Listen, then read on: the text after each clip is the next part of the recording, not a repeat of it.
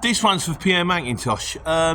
Sorry a bit late coming back to you, mate. It's all been a bit, well, lazy career driver. That's what I am. There you go. He asked the question, he says,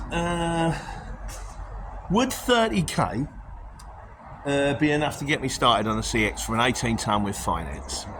And I'm going to say, on the whole, the Janet and John version is yes. But there's a lot more to it than that.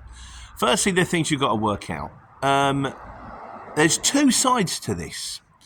There's how much money you need to run before you start to actually see some of it coming back. And then the other side of thing is how much money you need to live.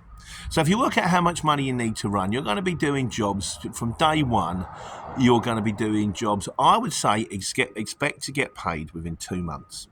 So you're going to need enough money to pay for your finance on your truck. Getting opened up now. Your finance on your truck, and the insurance and the tax and the diesel and the wear and tear and the parts. You need enough for 2 months. I don't know how much truck finance could be. See, this is the thing. I bought my truck. I paid 5k for it, and I got a good deal. But you might end up with a truck that's costing you, I don't know, £1,000 a month, £1,000 a week, I don't know. And then you go, well, hold on a second. For 2 months, it's going to cost me that way. So write all that down on a piece of paper. Then the second thing you want to write down is how much it costs you to live. Now, if you're actually on your own and you're living in the lorry, you're tramping all the time, you sleep or you sofa surf at weekends and stuff like that, you've got no council tax, you've got no lecky bills, you've got nothing like that, maybe a bit of mobile, it's going to cost you no money. If you live in a great big palace on a hill surrounded by a moat and with a shiny glass garage, it's got a spaceship in it and it's costing you £2 million a minute in rent, it's going to cost you a ton of money. So you got to work out then how much your bills cost. And then you go, right, okay, well, my actual running costs are going to be this. And this goes for everything. This goes from everything from a small van to an Arctic, 6-axle. Work out how much your running costs are going to be. Work out how much it's going to cost you to live. And then work out the fact that you're not even going to start getting paid for about 2 months. Now, there are other caveats. I have a factoring company. I'm very lucky.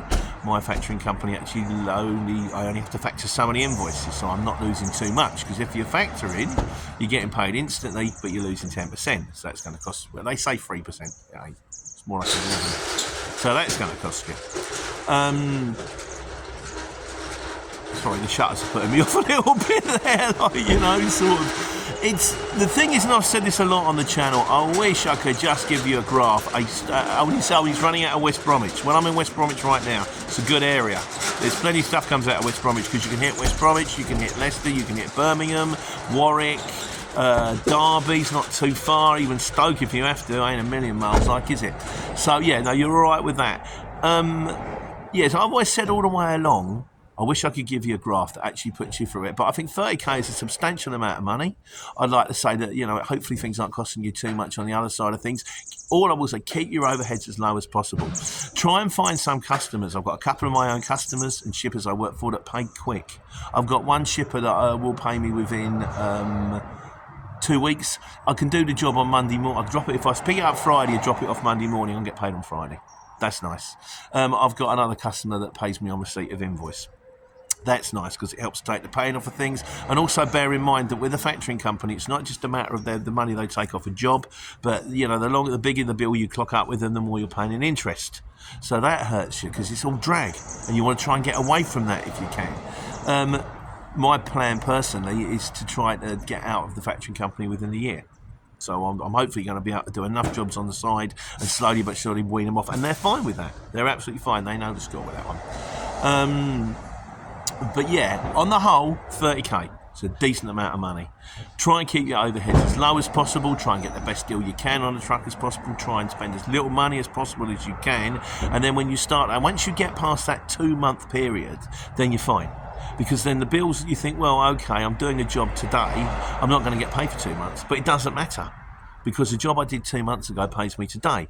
So in 2 months' time, when I get paid, I'm thinking I'm doing a job today, I'm not getting paid for 2 months. It doesn't matter because the job. Once you get over that hump, once you get ahead of yourself, you're okay. The final caveat is this: best way to start a business, you hold your nose and jump. I've said this many times to many people. Can I do this? Can I do that? I don't know. There's only one way to do it, and you just go for it. And if it doesn't work, then you pick yourself up, you dust yourself off, you start again. You go and do something else. You try something else. As Ricky Gervais says, I can live with trying and failing. I can't live with not trying. So try. And why not? Who knows? A whole world of opportunity and freedom may open up to you. You may find it a great way to take care and take money.